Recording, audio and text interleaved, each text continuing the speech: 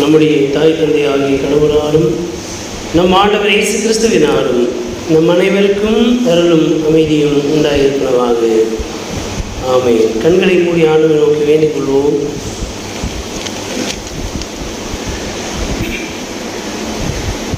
உலகத்தின் பாவத்தை சுமந்து தீர்க்க தேவாட்டு குட்டியாக வந்திருக்கிற எங்கள் அன்பின் நல்ல ஆண்டவரே, நம்முடைய ஒன்றான மகனாகிய இயேசு கிறிஸ்துவிலே ஆண்டவரே, ஒரு சமத்துவ அரசை இந்த மண்ணுலகிலே நிறுவிட, இறை அரசின் முன்மாதிரியை இந்த உலகத்திலே நிறுவிட உடைய மகனாகிய இயேசு கிறிஸ்துவின் உருவிலே வந்ததற்காக ஒரு நன்றி படைக்கிறோம்.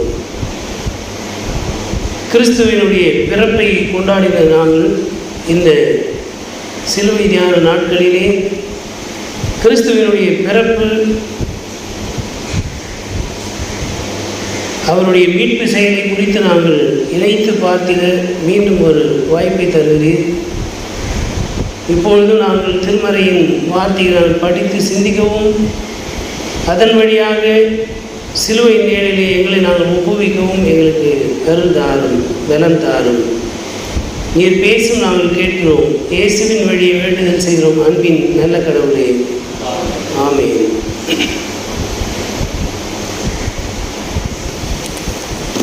நோன்பு நாட்களின் 5ஆம் ஞாயிறு என்று சொல்லப்படுகின்ற இந்த நாளிலே படித்து சிந்திக்கும்படியாக முன்குறிக்கப்பட்டுள்ள நற்செய்தி பகுதி தூய லூக்கா எழுதிய நற்செய்தி நூல் 1ஆம் பிரிவு திருவசனம் 46 தொடங்கி 56 வரை அடங்கிய பகுதியை படிக்க அனைவரும் எழுந்து நின்று கவனமாய் கேட்போம்.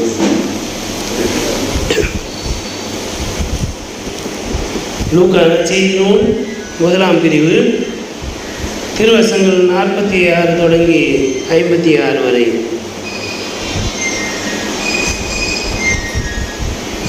அதை கேட்ட மரியா பின்வருமாறு கூறினார்: ஆண்டவரை எனது உள்ளம் போற்றி பெருமைப்படுத்துகின்றது. என் மீட்பராம் கடவுளை நினைத்து எனது மனம் வேறு வகை கொள்கின்றது. ஏனெனில் அவர் தம் அடிமையின் தாழ்நிலையை கண்ணோக்கினார். இது முதல் எல்லா தலைமுறையினரும் என்னை பேர் பெற்றவர் என்பர். ஏனெனில் வல்லவராம் கடவுள் எனக்கு அரும்பெரும் செயல்கள் செய்துள்ளார். தூயவர் என்பதே அவரது பெயர். அவருக்கு அஞ்சி நடப்போருக்கு தலைமுறை தலைமுறையாய் அவர் இரக்கம் காட்டி வருகிறார். அவர் தம் தோல் வலிமையை காட்டியுள்ளார். உள்ளத்தில் செருப்புடன் சிந்திப்போரை சிதறடித்து வருகிறார். வலியோரை அரியணை நின்று தூக்கி எறிந்துள்ளார். தாழ்நிலையில் இருப்போரை உயர்த்துகிறார். பசித்தோரை நலன்களால் நிரப்பியுள்ளார். செல்வரை வெறுங்கையாய் அனுப்பிவிடுகிறார். மூதாதையருக்கு உரைத்தபடியே அவர் ஆபிரகாமையும் அவர்தம் வழிமரபினரையும் என்றென்றும் இரக்கத்தோடு நினைவில் கொண்டுள்ளார். தம் ஊழியராகிய இஸ்ரேலுக்கு துணையாக இருந்து வருகிறார். மரியா ஏறக்குறைய 3 மாதம் எலிசபெத்தோடு தங்கியிருந்த பின்பு தம் வீடு திரும்பினார் என்பவர்களே.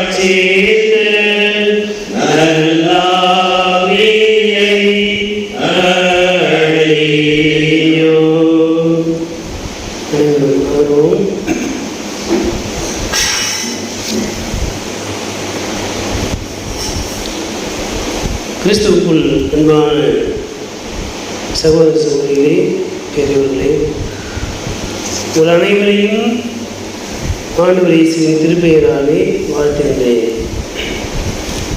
நோன்பு நாட்களின் 5ஆம் ஞாயிறு என்று சொல்லப்படுகின்ற இந்த நாளிலே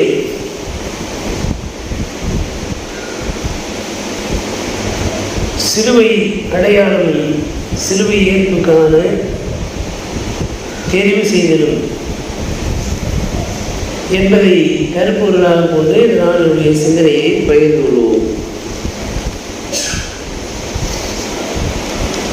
Sign and selection for cross bearing. இந்த நாளிலே படிக்க கேட்ட இந்த நற்செய்தி பகுதி கிறிஸ்து வருகையின் காலத்திலே படிக்கின்ற ஒரு நற்செய்தி பகுதி.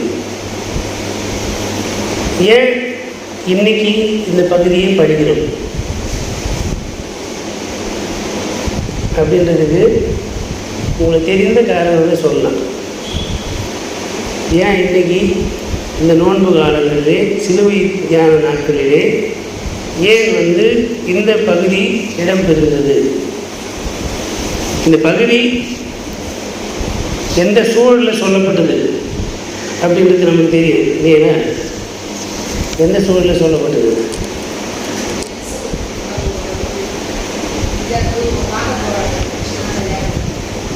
மரியாவின் இடத்திலே காபிரியல் தூதன் உமக்கு ஒரு குழந்தை பிறக்கும் அப்படின்னு சொல்கிறார். அப்படி சொல்லுகிற போது எலிசபெத்து ஒரு குழந்தையை சுமந்து கொண்டிருக்கிறார் என்று சொல்லப்படுகிறது. அதன் பிறகு மரியா எலிசபெத்தினுடைய வீட்டுக்கு போகிறார்கள். அந்த இடத்துல போய் இந்த பாட்டை பாடுறாங்க. இது it is not a prose, it is a song. இது ஒரு பாடல்.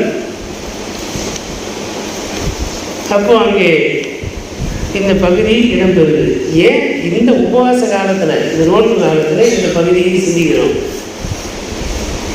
இயேசு கிறிஸ்துவனுடைய பிறப்பை குறித்து கிறிஸ்து பிறப்பின் காலத்திலே படிக்கிறோம். இப்போ ஏன் படிக்கிறோம்?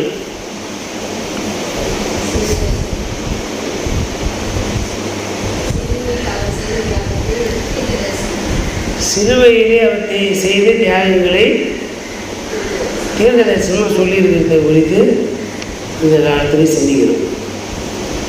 எல்லாம் ஆன்மீக ரீதியாக இந்த பதில் மிகவும் சரியானது. ப்ராக்டிக்கலாக சொல்லுங்க பார்ப்போம். ப்ராக்டிக்கலாக போகலாமா? சயின்டிஃபிக்கலாக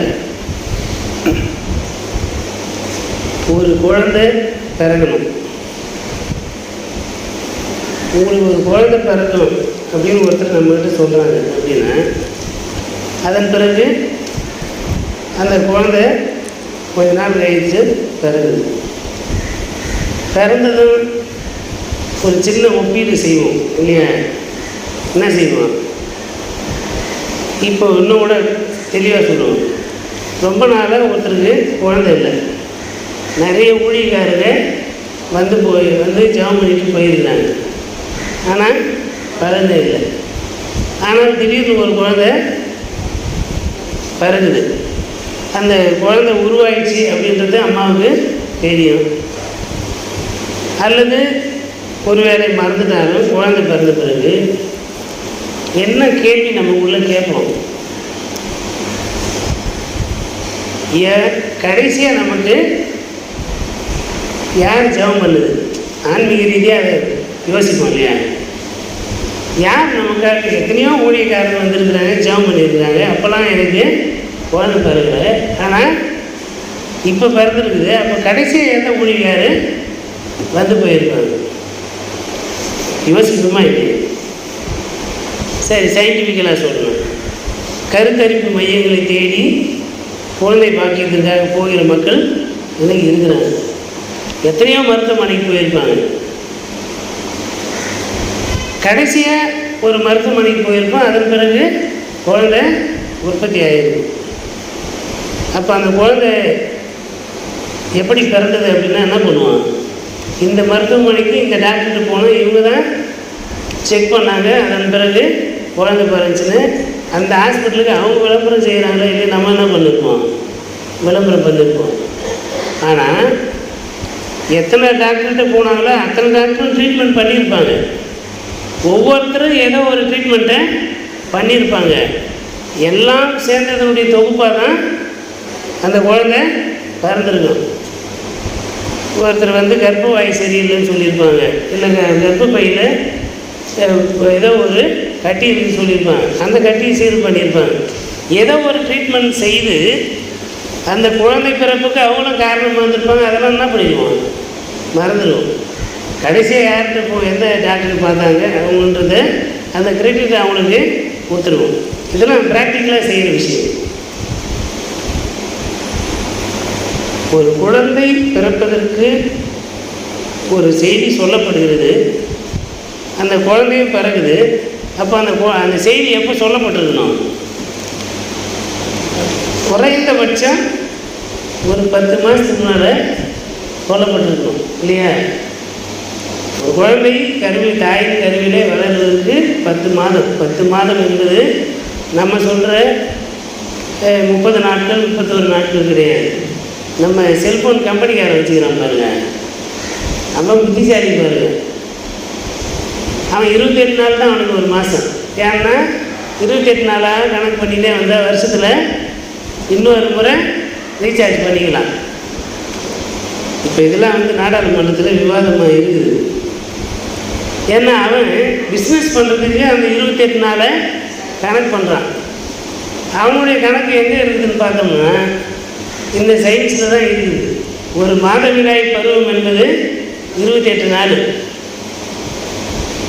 10 மாதவிடாய் பருவம் சேர்ந்தது தான் ஒரு குழந்தை பிறப்பதற்கான காலம், 280 நாட்கள். அப்போது கிறிஸ்து பிறப்பின் நாளில் இருந்து டிசம்பர் 25 முன்னால் போய் ஒரு 10 மாதம் போனால் இந்த நாட்கள் வரும். மார்ச் மாதம் 25ஆம் தேதி என்பது கன்னி மரியாவின் தினம் என்று சொல்லி அந்த திருச்சபை உருவான காலம் முதல் இன்று வரையிலும் கொண்டாடப்படுகிறது. இந்த ஞாயிற்றுக்கிழமைக்கு பேர் என்ன? ஒரு நாள் இன்றைக்கி 25ஆம் தேதி, வருகின்ற வாரத்தில் 25ஆம் தேதி வருகிறது. ஈஸ்டரை எப்படி கணக்கு பண்ணுறாங்க அப்படின்னா, இந்த மார்ச் மாதம் 25ஆம் தேதி காபிரியேல் தூதன் மரியாவிடத்திலே கிறிஸ்து பிறப்பினுடைய செய்தியை முன்னறிவிப்பாக கொடுக்கின்ற அந்த நாள் மார்ச் 25ஆம் தேதி திருச்சபை நினைவு கூறுகிறது, கொண்டாடுகிறது. அனன்சியேஷன் ஆஃப் கிரைஸ்ட் என்று ஆங்கிலத்தை சொல்வார்கள். கிறிஸ்துவின் பிறப்பு முன்னறிவிக்கப்படுதல் என்பது அதனுடைய தமிழ் பொருள். அந்த அடிப்படையில் தான் இந்த உபவாச காலங்களிலே கிறிஸ்து பிறப்பினுடைய செய்தி இங்கே நற்செய்தி பகுதியாக சிந்திக்கப்படுகிறது என்பது ஒரு செய்தி. இரண்டாவது செய்தி, கிறிஸ்துவனுடைய பிறப்பு, ஒரு மனிதனுடைய பிறப்பு இறப்பு வாழ்வு எல்லாமே ஒன்றோடு ஒன்று தொடர்புடையது. ஏன் கிறிஸ்மஸ் கொண்டாடுறோன்னா, உலகத்தில் எத்தனையோ குழந்தை பிறந்திருக்குது, ஏன் கிறிஸ்மஸ் மாத்திரம் கொண்டாடுறோம் அப்படின்னா, கிறிஸ்து நமக்காக ரத்தம் சிந்தினால்தான் அவர் என்ன பண்ணுறான், கொண்டாடுறோம். இந்த சமூகத்திலே அநேக தலைவர்களுடைய பிறந்த நாட்கள் கொண்டாடப்படுகிறது.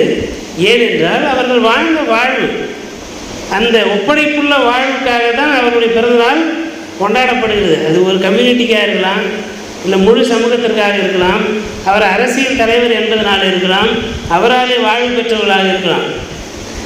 நிறைய பேருடைய பிறந்தநாள் நமக்கு தெரிஞ்சிருக்கலாம், தெரியாமலும் இருக்கலாம். ஆனால் நமக்கு நம்முடைய வளர்ச்சியிலே காரணமாக இருக்கிறது ஏதோ ஒரு நிலையிலே நம்மை உருவாக்கியவருடைய பிறந்தநாளை ஞாபகத்தில் வச்சுக்கிறோமா இல்லையா? வச்சுருக்கோம். அது நன்றி அறிதலுடைய அடையாளம். அவரால் நான் வாழ்வு பெற்றுக்கிறேன், அவருடைய பிறந்தநாளை ஞாபகத்தில் வச்சுக்கிட்டு அவருக்கு ஒரு பிறந்தநாள் வாழ்த்து சொல்லுது, அல்லது நேரில் போய் சால்வை அணிவிப்பது, ஏதோ ஒரு நன்கொடையை, ஒரு பரிசு பொருளை கொண்டு போய் கொடுத்து அவரை வாழ்த்துதல் என்பது நன்றியின் அடையாளம், நன்றி உணர்வினுடைய அடையாளம். கிறிஸ்துவனுடைய பிறப்பு ஏன் கொண்டாடப்படுகிறது என்றால், இந்த ஒட்டுமொத்த மாநிலத்தினுடைய மீட்புக்காக அவர் தம்மை சிலுவையிலே ஒப்பு கொடுத்தார். எனவே தான் அவருடைய பிறப்பு இன்று வரையிலும் பேசப்படுகிறது. ஆண்டவர் இயேசு சிலுவையிலே அறையப்படாமல் இருந்தால் அவருடைய பிறப்பை நாம் கொண்டாட வேண்டிய அவசியம் இருந்திருக்காரு. அப்போது ஒரு மனிதனுடைய பிறப்பு, அவருடைய வாழ்வு, அவருடைய இறப்பு என்பது ஒன்றோடு ஒன்று தொடர்புடையது. ஒன்றை விட்டு ஒன்றை கொண்டாட முடியாது, நினைவு கூற முடியாது. அந்த நிலையிலே இன்றைக்கு நாம் இந்த பகுதியை படிப்பதன் மூலமாக சிலுவை பாடு என்பதும் இயேசுடைய பிறப்பு என்பதும் வேறு வேறு கிடையாது, ரெண்டுமே தொடர்புடையது. எதற்காக அவர் பிறந்தார்? இந்த மானுடத்தினுடைய மீட்புக்காக இந்த உலகத்திலே மனிதராக பிறந்தார். இந்த நாளினுடைய சங்கீதத்திலே பார்த்தோம்னால் கர்த்தருக்கு காத்திருத்தல் என்ற வார்த்தை அங்கே சொல்லப்பட்டிருக்கிறது. 5வது வசனம் படிமா. சங்கீதம் 130:5.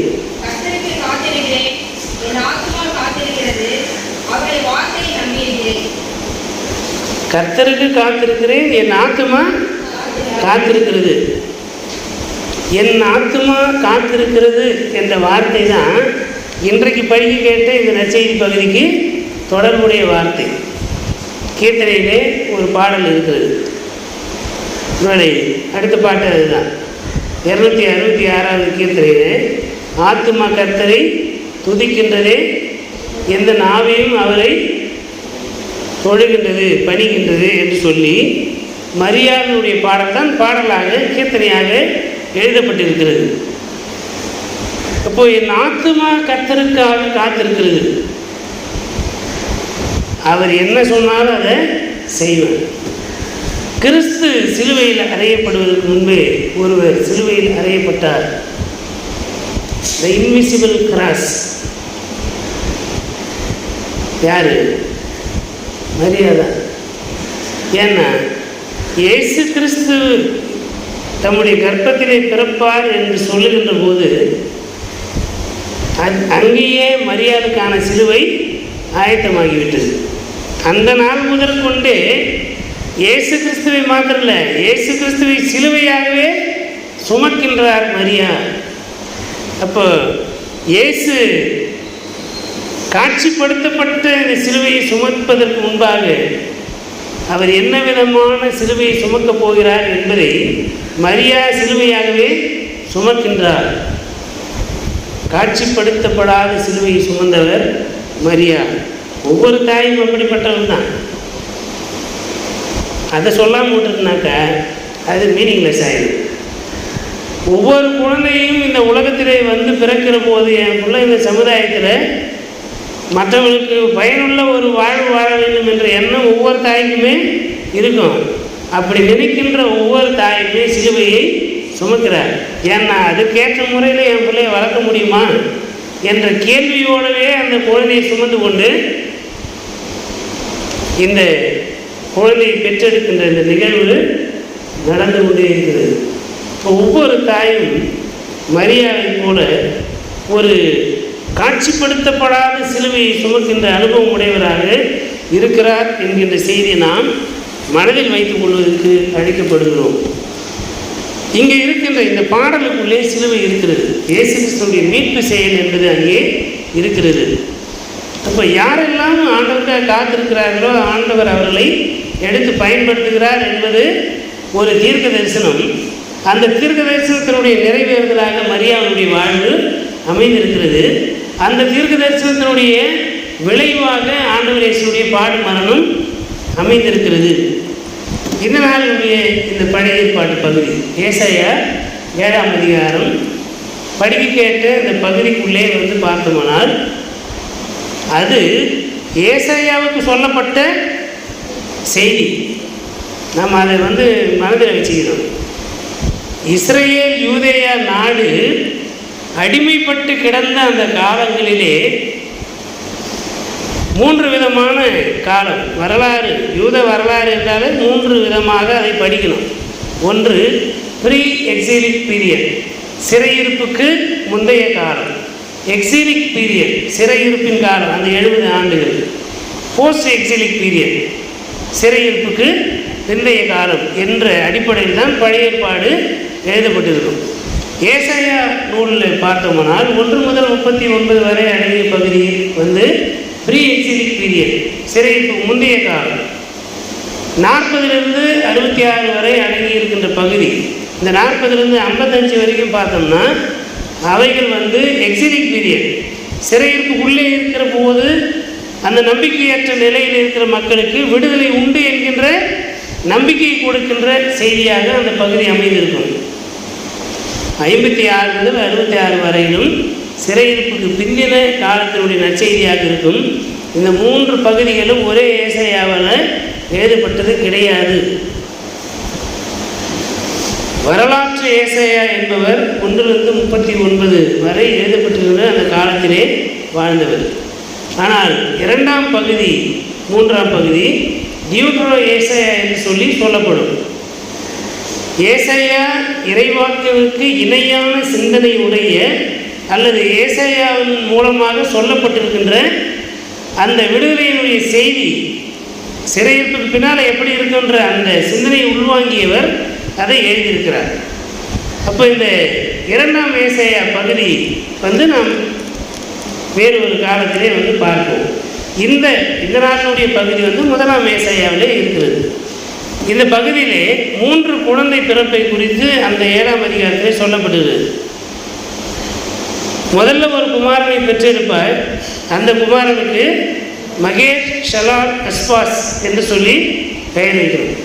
2வது குழந்தைக்கு ஒரு பெயர் இருக்கணும். அந்த பெயர் அந்த பகுதியிலே இருக்கிறது. 3வது ஒரு குழந்தை பிறக்கும். அந்த குழந்தைக்கு பேர் தான் என்ன? இம்மானுவேல். ஆனால் அந்த குழந்தை பிறப்பு மாத்திரம் மற்ற குழந்தை பிறப்பை விட சிறப்பாக அது சொல்லப்பட்டிருக்கிறது. அது ஒரு அடையாளமாக சொல்லப்பட்டிருக்கிறது. அதற்கு என்ன சொல்கிறாரு? ஒரு கன்னி கர்ப்பவதியாகி ஒரு குமாரனை பெறுவார். அந்த குமாரனுக்கு இம்மானுவேல் என்று பெயரிடுவார்கள். இம்மானுவேல் என்றால் கடவுள் நம்மோடு இருக்கிறார் என்பது அதனுடைய பொருள். அப்போ சிறையிருப்பிலே துன்புறுத்தலின் ஊடாக இருக்கின்ற மக்களுக்கு கடவுள் நம்மோடு இருக்கிறார். அதன் பொருள் என்ன? நான் துன்பத்தில் இருக்கிறேன், கடவுள் நம்மோடு இருக்கிறார்னா அதனுடைய பொருள் என்ன? என்னோடு கூட கடவுள் துன்புறுகிறார், எனக்காக அவர் துன்பப்படுகிறார், என்னோடு அவர் துன்பப்படுகிறார், என்னுடைய துன்பங்களிலே அவர் பங்கெடுக்கிறார் என்கின்ற அந்த நம்பிக்கையின் செய்தியை சொல்லுகிற போது, என்னோடு துன்புறுகின்ற கடவுள் என் பலவீனங்களிலே என்னோடு இருக்கிறார். நிச்சயமாக அவர் என்ன பண்ணுவார்? இந்த பலவீனத்திலிருந்து என்னை விடுதலை ஆக்குவார். என் பலவீனங்களை முன்னிட்டு அவர் பலவீனமாக என்னோடு இருக்கிறார்.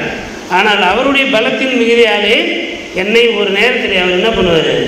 விடுதலையாக்குவார் என்கின்ற நம்பிக்கையை அதற்குள்ளே அடங்கியிருக்கிறது என்பதை நாம் இந்த ஏசாயா 7ஆம் அதிகாரம் இந்த 8 முதல் 15 வருஷத்துக்குள்ளே இருக்கிற அந்த செய்தியிலிருந்து நாம் புரிந்து கொள்வதற்கு அழைக்கப்படுகிறோம். அந்த கன்னிகை வேறு, இந்த கன்னிகை வேறு வரலாற்று பூர்வமாக. ஆனால் இறைவாக்கினுடைய செய்தி என்ன? இன்றைக்கு பிறக்கின்ற அந்த குழந்தைகள் அவரவரால் முடிந்த விடுதலை பணியை செய்கிறோம். ஆனால் ஒரு குழந்தை பிறக்கும்.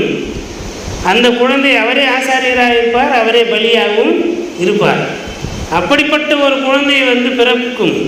அந்த குழந்தை ஒரு கன்னியினுடைய வயிற்றிலே பிறக்கும் என்கின்ற அந்த தீர்க்க தரிசனம் இன்றைய நாளிலே காபிரியேல் தூதன் மூலமாக அது சொல்லப்படுகிறது. நீ ஒரு குமாரனை பெறுவாய், நீ கர்ப்பவதியாகி ஒரு குமாரனை பெறுவாய் என்று சொல்லுகிற போது அந்த சிலுவையை மரியா சுமந்து கொள்கிறார். எப்படி? இதோ நான் ஆண்டவருக்கு அடிமை. இது முந்தின பகுதியிலே அந்த வார்த்தை இருக்கிறது. இதோ நான் ஆண்டவருக்கு அடிமை. 1ஆம் அதிகாரம் 26 முதல் 38 வருஷத்தில் படித்தோன்னா காபிரியேல் தூதன் மரியாவிடத்தில் பேசுகின்ற அந்த செயல்பாடு இருக்கும். அந்த கிறிஸ்து பிறப்பினுடைய செய்தியை காபிரியேலிருந்து பெற்ற மரியா அதை எப்படி பிரதிபலிக்கிறார் என்பது தான் இந்த நாளினுடைய பாடல். 2 விதமான கம்யூனிட்டி இந்த பகுதிக்குள்ளே இருக்கிறது. மரியாவினுடைய பாடலுக்குள்ளே 2 விதமான கம்யூனிட்டி இருக்கிறது. ஒன்று அப்ரெசிவ் கம்யூனிட்டி, இன்னொன்று வந்து அப்ரெஸ்ட் கம்யூனிட்டி. ஒடுக்குகின்ற ஒரு மனநிலை உடைய ஒரு சமுதாயம் இந்த உலகத்திலே இருக்கிறது. ஒடுக்கப்படுகின்ற மனநிலை, ஒடுக்கப்படுகின்ற அனுபவம் உடைய ஒரு சமுதாயம் இந்த உலகத்திலே இருக்கிறது. மரியாவின் வழியாக பிறக்கின்ற அந்த கடவுள், மரியாவிலே வந்து பிறக்கின்ற கிறிஸ்து யாரோடு இருக்கிறார் என்றால் ஒடுக்கப்படுகின்ற மக்களோடு அவர் இருக்கின்றார். இன்றைக்கி சமுதாயத்தில் வந்து பார்த்தோன்னா, இப்போ படிக்க கேட்ட அந்த 1 ஒரு வசனத்தை அதனுடைய உண்மையான லாங்குவேஜ் என்னன்றதை புரிந்து கொள்ளணும். நிறைய பேர் வந்து ஐயருக்கு படிக்கிறவங்கள, ஊழியம் செய்கிறவங்கள கிண்டல் பண்ணுறதுக்கு இதில் ஒரு வசனத்தை எடுத்து பயன்படுத்துவது உண்டு. என்னன்னா, கடவுள் பைத்தியமானவர்களை தெரிந்து கொண்டார். ஏன்னா ஐயர் வேலை செய்கிறோம், ஊழியம் செய்கிறவங்களாம் பைத்தியக்காரனா அப்படின்ற கேள்வி நம்ம பெரும்பாலும் கேட்க மாட்டாங்க. ஏன்னா ஐயர் தானே பைத்தியக்காரன், நம்ம கிடையாது இல்லை அப்படின்னு நினைத்து விட்டு போகின்ற ஒரு சூழல். இல்லை ஐயரை பிடிக்கலன்னா ஆமாம் பைத்தியக்காரன் தான் அப்படின்னு நினைக்கிற சூழல். அப்போது இந்த ஐயர் வேலைக்கு வரவில்லை. இன்றைக்கி உண்மையாக எதை அதற்கு பின்னால் ஒரு உண்மையும் இருக்குது. எந்த வேலையும் கிடைக்கலன்னா ஐயர் வேலை கிளம்பி வந்துடுது. அதனால தான் திருச்சபைக்கு வீழ்ந்து போய் கிடப்பதற்கு காரணமும் அதுதான். எந்த வேலையும் இல்லை. உங்கள் வீட்டில் ஒரு 4 பிள்ளை இருக்குதுனாக்கா, ஒரு பிள்ளை இன்ஜினியர் ஆகியிருப்பாங்க, எல்லாம் படிக்க வச்சுட்டு இந்த பிள்ளைக்கு சரியாக படிப்பு வரல, அனுப்பிவிட ஐயர் வேலைக்கு என்று சொல்லுகின்ற நிலைகள் குடும்பங்களில் இருப்பதை பார்க்க முடிகிறது.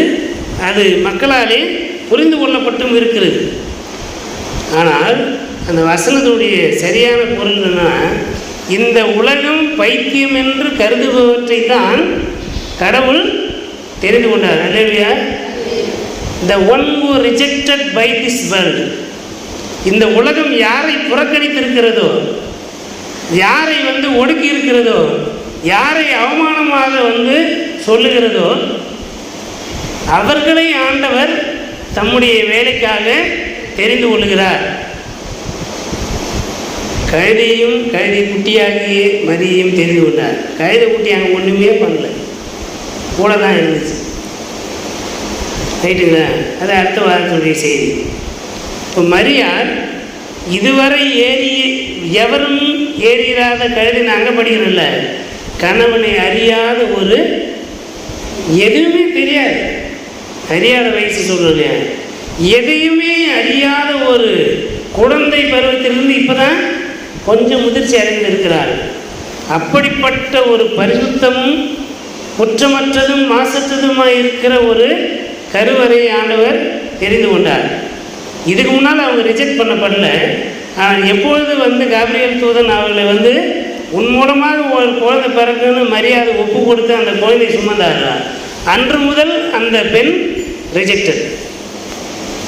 இந்த உலகம் அன்று முதல் மரியாதை பைத்தியம், இவன் தகுதி இல்லாதவர், இவன் தூய்மை இல்லாதவர், இவர் வந்து மாசற்றவர்கள் என்று சொல்லப்படுவதற்கு தகுதி இல்லாத ஆள், எல்லா விதமான அவதூறுகளும் மரியாதை மீது சுமத்தப்பட்டது.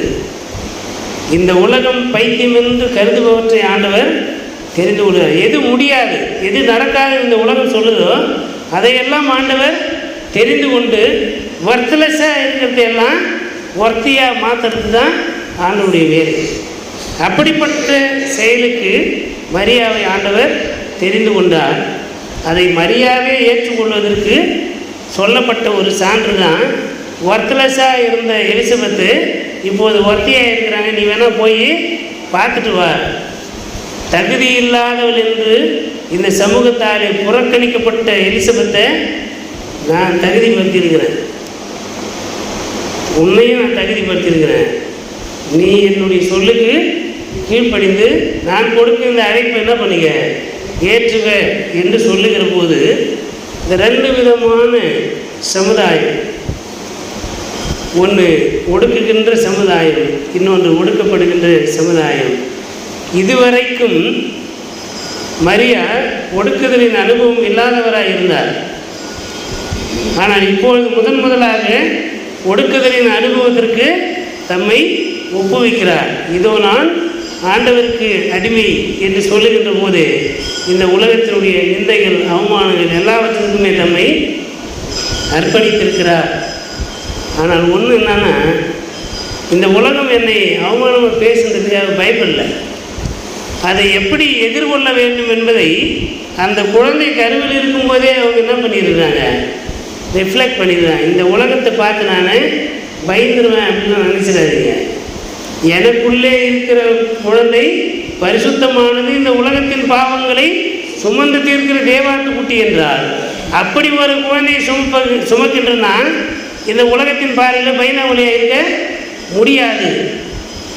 அப்போ மரியாள் தன்னை ஒரு வாரியராக, ஒரு போராளியாக, போர் வீரனை போல தன்னை உருவாக்கி கொள்கிறார். இந்த 10 மாத அனுபவமே எப்படிப்பட்டதாக இருக்குதுன்னா, ஒவ்வொரு நாள் அவமானம், ஒவ்வொரு நாள் இழிவான பேச்சுகள் வரும் என்பது தெரியும், வந்து கொண்டு தான் இருந்தது.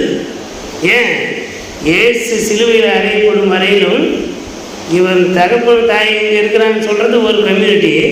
இவன் மரியாவின் மகன் அல்லவா, இவன் யாருன்னு எனக்கு தெரியாதா என்று சொல்லுகின்ற போதெல்லாம் அது இயேசுவுக்கு எதிராக மாத்திரமல்ல, மரியாவுக்கு எதிராக பேசப்பட்ட வார்த்தைகள்.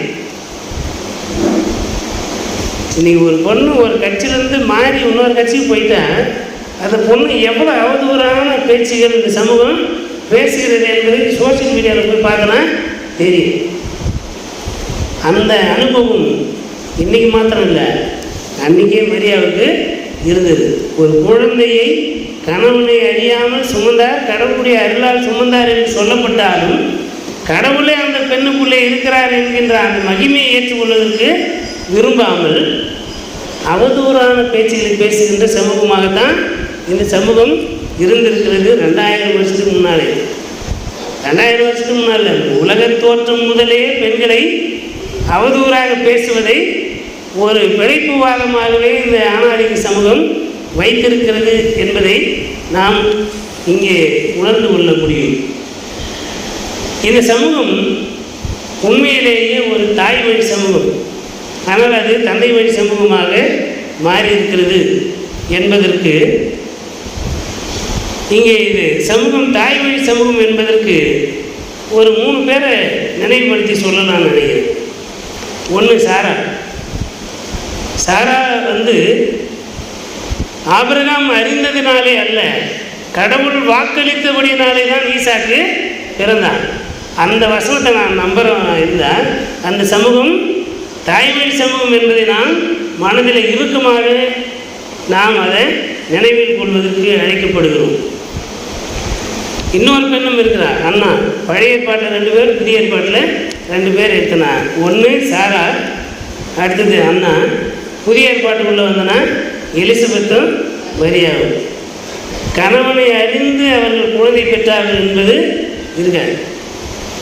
ஒன்று வயது முதிர்வினாலே சாரா குழந்தை பெற்றார், அதே தான் இங்கே எலிசபெத்தும். அப்போது கடவுளுடைய அருளாலே இந்த குழந்தை சுமந்ததினாலே இந்த சமூகம் தாய் வழி சமூகம் என்பதை நாம் கூடுதலாக மனதில் வைத்துக் கொள்வதற்கு அழைக்கப்படுகின்றோம்.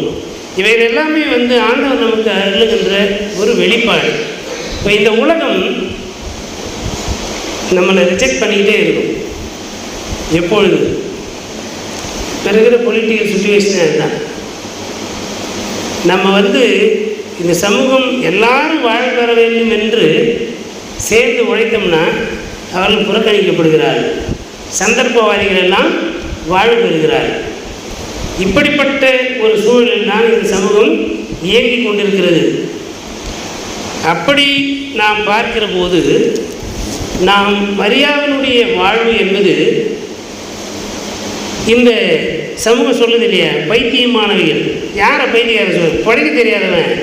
நம்ம நேர்மையாக இருந்தோம்னா படிக்க தெரியாதவன் பைத்தியக்காரன். எல்லா தவறுகளையும் செய்கிறவனை என்ன சொல்லுங்க, புத்தி உள்ள ஆள், நல்லா பழிச்சுக்குவான். திருட்டுத்தனம் பண்ணுறவன், அயோக்கியத்தனம் பண்ணுறவன், எல்லாருக்கும் நம்ம கொடுக்குற பேர் என்ன? புத்திசாலி. நேர்மையாக இருக்கிறவன் நம்ம கொடுக்குற பேர் முட்டாள், படிக்க தெரியாதவன்.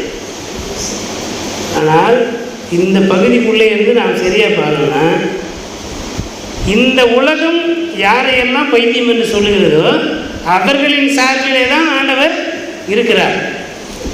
பலவான்களை ஆசனங்களிலிருந்து தள்ளி தாழ்மையானவர்களை தூக்கி விடுகிறார். செல்வந்தர்களை ஏழையாய் அனுப்பிவிடுகிறார். பசி உள்ளவரை உணவினால் திருப்தியாக்குகிறார். இந்த மெசியானிக் ஹோப், மெசியா அளிக்கின்ற நம்பிக்கை என்ன அப்படின்னா, பசியாக இருக்கிறவனுக்கு நிச்சயமாக உணவு கிடைக்கும், நன்மை உண்டாக செய்வார் ஆண்டவர். இயேசு கிறிஸ்துவனுடைய பிறப்பு நமக்கு கொடுக்கிற செய்தி, இயேசு கிறிஸ்துவனுடைய சிலுவை கொடுக்கிற செய்தி. யாரெல்லாம் மாட்டுத் தொழுவத்தை தேடி செல்கிறார்களோ அவர்களெல்லாம் எனக்காக ஒரு மீட்பர் பிறந்திருக்கிறார் என்று அன்றைக்கு மேய்ப்பர்கள் நம்பி போனார்கள். யாரெல்லாம் சிலுவையிலே வடிகின்ற ஆண்டவர் இயேசுவுடைய இரத்தத்தை பார்க்கிறார்களோ, இந்த இரத்தத்தினால் எனக்கு மீட்பு கிடைத்திருக்கிறது என்று நம்புகிறவர்கள் உண்மையாக மீட்பை பெறுகிறார்கள். அல்லேலூயா. அந்த நம்பிக்கையை நாம் இந்த நாளிலே பெற்றுக்கொள்வதற்கு இந்த உலகம் கிறிஸ்தவர்களை பார்த்து சொல்லுகிற பிரெட்டுக்காக மாறினவன் எதையோ சொல்லுவான். அப்படிப்பட்ட வார்த்தைகளெல்லாம் கடந்து தான் இங்கே என்ன பண்ணியிருக்கிறோம். இந்த உலகம் அவதூறான பேச்சுகளை பேசிக்கிட்டே தான் இருக்குது. அதையெல்லாம் சகித்து கொண்டு தான் நாம் இங்கே இருக்கிறோம். எந்த நம்பிக்கையில்? என்னை அழைத்தவர் என்னோடு இருக்கிறார். அவர் ஒரு நோக்கத்துக்காக என்ன அழைச்சிட்டு வந்துடுறார். அவன் பைத்தியக்காரன் சொன்னால் சொல்லிட்டு போகிறான் என்ற துணிச்சலும் தைரியமும் நமக்கு இருப்பதினால்தான் நாம் இன்றைக்கும் கிறிஸ்தவர்களாக இருக்கிறோம். ஆனால் அதை பெருமையாக இருக்கக்கூடாது.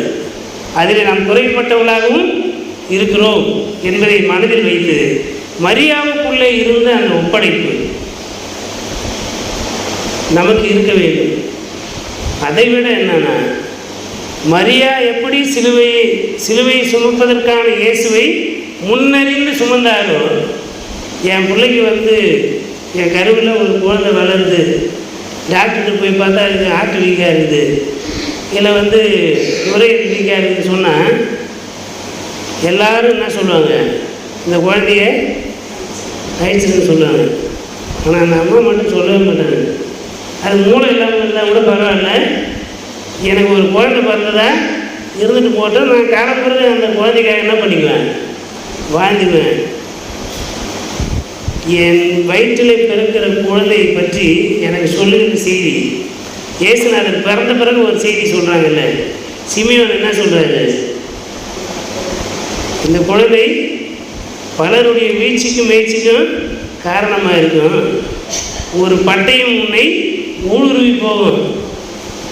இது சிமியோன் சொல்லும் போதில்லை, ஏற்கனவே அந்த வாள் ஊடுருவி விட்டது.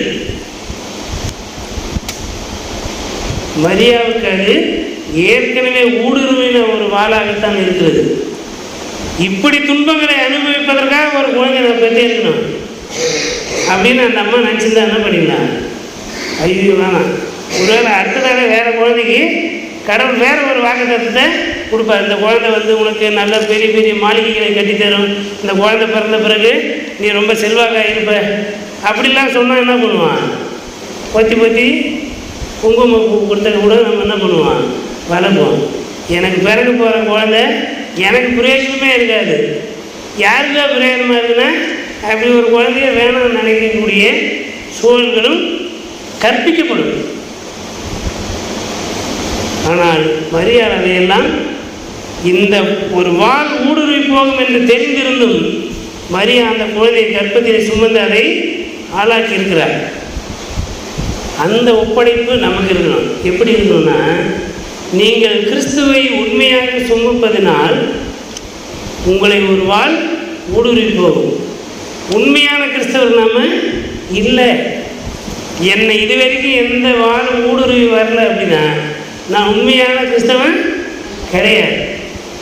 நாம் இந்த உலகத்திற்கு ஒத்த வேஷம் தரித்திருக்கின்ற கிறிஸ்தவர்களாக இருக்கிறோமே தவிர உண்மையான கிறிஸ்துவாக நாம் இல்லை. நான் மற்றவருடைய மீட்புக்காக என்ன துன்பங்களை, என்ன விதமான அவமானங்களை அனுபவித்திருக்கிறேன் என்ற கேள்வியை நமக்குள்ளே எழுப்பி மரியாதையுடைய பாடல் தாழ்மையானவர்களை தூக்கி விடுகிறார், பலவான்களை. இப்போ கிறிஸ்துவனுடைய பிறப்பு, கிறிஸ்துவனுடைய வாழ்வு நம்பிக்கையற்ற மக்களுக்கு நம்பிக்கை, அதிகாரமற்றவர்களுக்கு அதிகாரம் கொடுக்கின்ற ஆண்டவராக இருக்கிறார். அது ஒடுக்குகின்ற அதிகாரம் அல்ல, பணி செய்கின்ற அதிகாரமாக, ஒருவரை தாழ்த்தி ஒருவரை உயர்த்துகின்ற அதிகாரம் அல்ல, எல்லாரையும் சமமாக உருவாக்குகின்ற அதிகாரத்தை தான் ஆண்டவர் இந்த உலகத்திலே செய்தார்.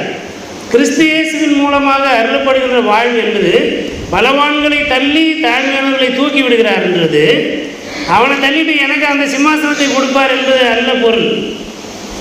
அவனுக்குள்ளே இருக்கின்ற அந்த பலமானவன் என்கின்ற எண்ணத்தை அகற்றி, நான் என்னை தாழ்த்தப்பட்டவன், நான் ரொம்ப சிறுமைப்படுத்தப்பட்ட நிலையில் இருக்கிறேன் என்கின்ற அந்த இன்ஃபீரியாரிட்டி காம்ப்ளெக்ஸோடு இருக்கின்ற மக்களுக்கு இல்லை நாம் எல்லாரோடு சமமானவர்கள் என்ற அந்த அதிகாரத்தை கொடுக்கின்றவராகத்தான் ஆண்டவர் இயேசு இருக்கிறார்.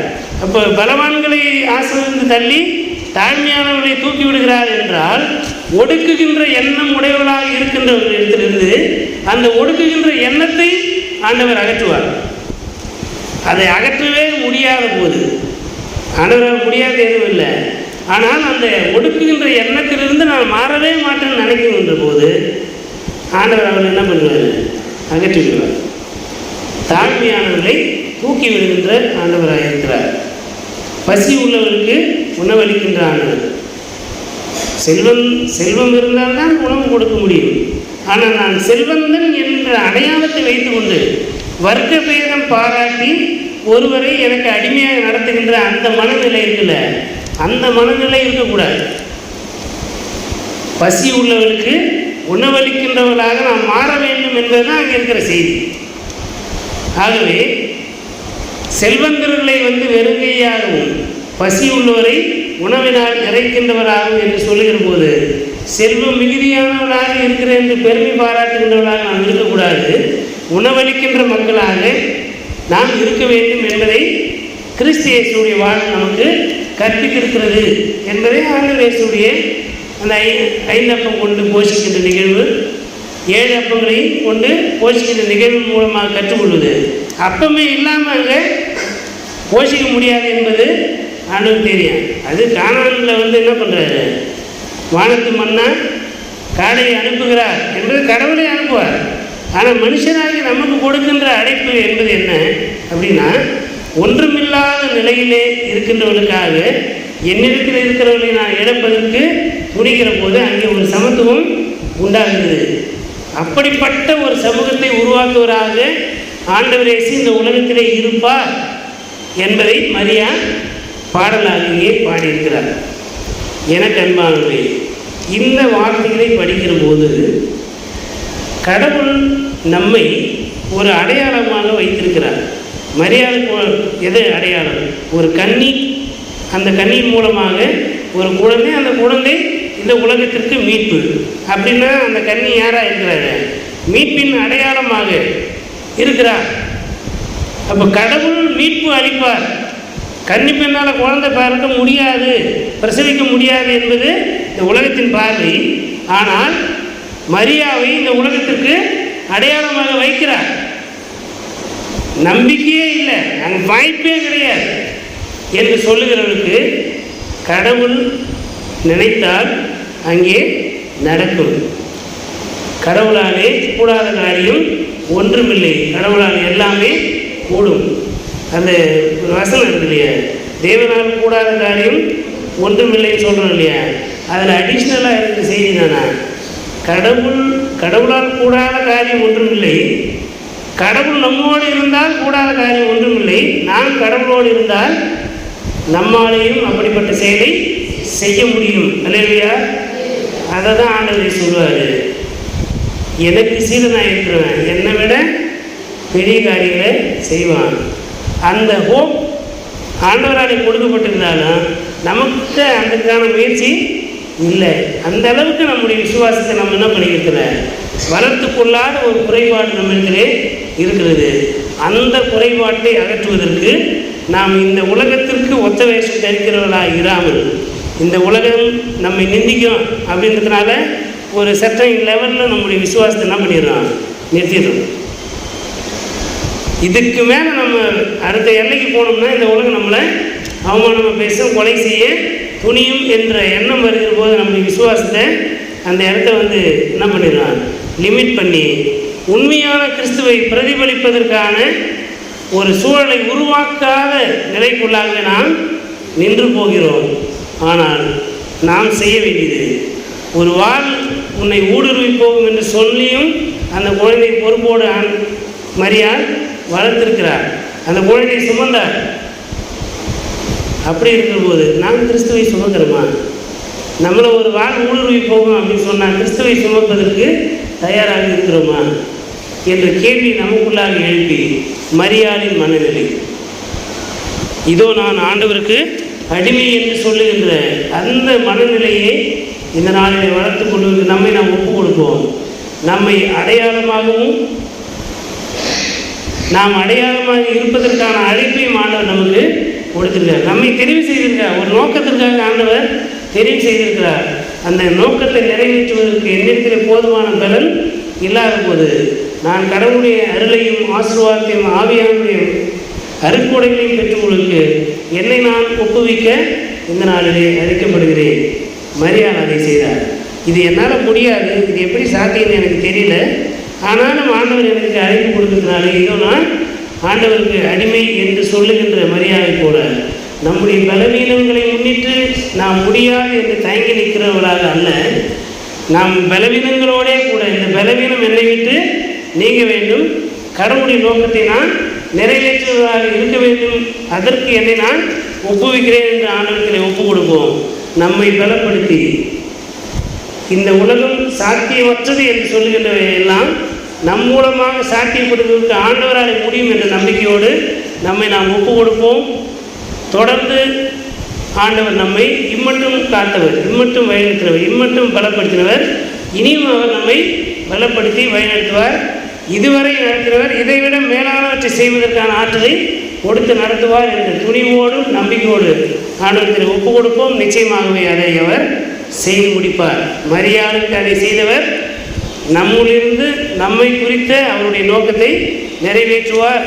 அதற்கு என்னை நான் அர்ப்பணிக்கிறேன் என்ற மரியாளுடைய சிந்தனையோடு இதோ நான் ஆண்டவருக்கு அடிமை, அவர் என்னை குறித்து செய்ய இருக்கின்ற, என் மூலமாக அந்த குழந்தையை உருவாக்கி செய்ய இருக்கின்ற நோக்கத்திற்கு இப்போது நான் 10 மாதம் தான் சுமந்து போகிறேன், மீதி அவர் என்ன பண்ணுவார், அதன் பிறகு அவர் பார்த்து கொள்வார்.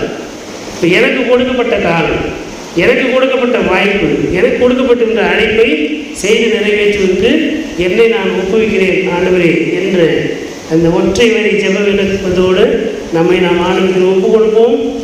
கடவுள் நாமே நம்முடைய ஆவியான வழியாக நம்மை ஆற்றுப்படுத்தி வழிநடத்தி காப்பாராக. ஆமே. கண்களை மூடி ஆண்டவரை நோக்கி வேண்டிக் கொள்வோம்.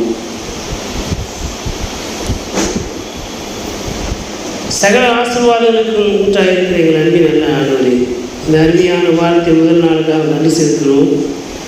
குறிப்பாக இந்த நோன்பு நாட்களில் நிறைவு நாட்களுக்குள்ளாக நாங்கள் நகர்ந்து வந்திருக்கிறோம் சுவாமி. இந்த உபவாச காலங்களிலே நாங்கள் கேட்டிருக்கின்ற வார்த்தைகள், சிந்தித்தவைகள், உமக்காக நாங்கள் தனிப்பட்ட முறையிலே செய்து கொண்ட ஒப்படைப்பு, இவை எல்லாவற்றையும் உடைய கருத்துக்குள்ளாக ஒப்புவிக்கிறோம். தொடர்ந்து மீதியாக இருக்கின்ற நாட்கள் ஆண்டவரே இன்னும் அதிகமாக நாங்கள் நீர் விரும்புகின்ற பரிசுத்தத்திலே நாங்கள் நிலைத்திருக்க எங்களுக்கு மறந்தாரும். மரியாவுக்குள் இருந்த அந்த ஒப்படைப்பு, அந்த தாழ்மை, கடவுளுடைய நோக்கத்தை நிறைவேற்ற வேண்டும் என்கின்ற அந்த எண்ணம் எங்களுக்குள்ளாக இருக்க இப்பொழுது எங்களுக்கு கற்பித்திருக்கிறீர்.